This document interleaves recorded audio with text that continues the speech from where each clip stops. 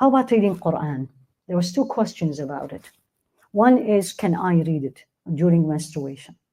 Second one is, will I get the same reward if I read it from the phone or from the tablets versus I'm reading it from the Quran? Let's start with the first one. Majority of the opinion accepted Imam Malik. He said, you cannot. Don't ask me why. Back to the beginning. Accept Allah's order. Yani by Allah, and I'm going to challenge you here.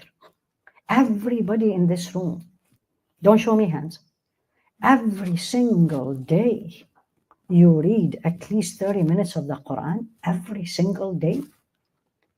So when Ramadan comes in and you are not reading the Quran for 5 days, you start making it the end of the world.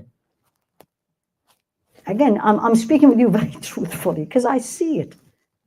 So number one, reading from the Quran. There is more than one contemporary opinion. They said they are challenging this because the hadith is weak. But I always like to play it safe. Don't read it from the Quran itself. And don't read with moving your lips. By the way, if you don't move your lips, it's not reading. You have to move your lips. In fact, you have to move your tongue, actually, they say. Tahriqul lisan is reading. So if you're looking at the Quran, you're not moving your tongue, you're not reading. But you're reading with your eyes, but doesn't count as reading. You're not disobeying Allah. And if I read it, and touching the Quran also, almost all of them say the woman during her menses should not touch the Quran. Okay, can I do it from the phone? The answer is absolutely yes. Clear? Is it the same reward? Yes or no? Bismillah. Who said yes? Same reward. 3 fuqaha. And who says no? It's not the same. 1 faqih. And the rest is Allahu A'lam. Alhamdulillah. I'm very happy. Okay. What do you think the answer is? No. Again, when you see how scholars look at things, it's very different. They don't look at things abstract. Yes and no. What about the blind person? So the blind person will not take the same reward? What about a person who doesn't know how to read? You think they don't exist? They do. How about somebody who don't know how to read Arabic? That's very common. This is how they said. And I loved it when I was reading it. They say, which one will bring you closer to Allah? Which one will make you feel the Quran more is the recommended. Because the argument was also, should the woman, the Hafidah, read from the memory or she should read from the Quran? Yani she knows it, but is it looking at the Quran will give her more rewards? Did you look at that point?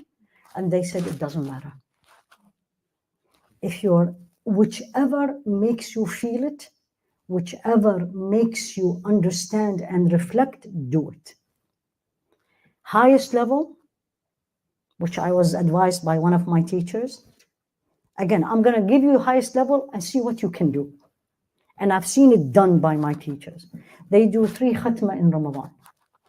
1 in the car, by listening. So you drive, and 1 by reading, and 1 by, the reading is usually contemplation. They are all Haifaa, of course. 1 to contemplate, and 1 to read. So they will have it all. Have it all. So 1, you listen. You're driving, you are walking, you're exercising, you're walking, you're going to do your things. Make it as a khatma. You start, you have it on your phone, keep listening. That's 1. And this helps you a lot when you are menstruating because you are absolutely fine with that. You're cooking, you're cleaning, you're going to bring your child, you are driving to school. These are all times that we waste a lot. If we look at how much time we spend in this, it will be at least an hour, if not more a day. Actually, it's definitely more in this state. So you can do 1 by listening. Choose your favorite reciter and listen to him. Second is you read with contemplations, which means you're going to read in translation if you don't know the Arabic. And the third one, you read in the Arabic for the reading. Or if you are a Hafidha, of course, you will review. And then you are done. You can do it when you are still menstruating. When you are very super busy. Everybody these days put this in their ears. What they are doing. What they are doing. And then they ask me, is music haram? Put it and listen to the Quran. And this is actually one of the ways, bi'idhnillah, training camp is Ramadan, is to remove the singing from your heart. Is that you try not to do it in Ramadan, because Ramadan is easier. All the acts of worship is easier in Ramadan. The barakah, as we call it, from Ramadan. Try not to listen to anything other than the Quran. And see what will happen to this heart. And then you can do this. And when you are menstruating or when you are not.